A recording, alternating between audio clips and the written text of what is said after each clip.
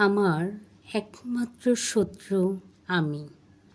তাই প্রতিনিয়ত আমি আমাকে পরাজিত করার চেষ্টা করি। আমার একমাত্র বন্ধু আমি নিজে।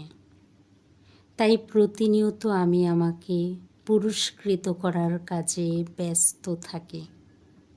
আমি মূলত আমাকে ঘৃণা করি এবং ভালোবাসি।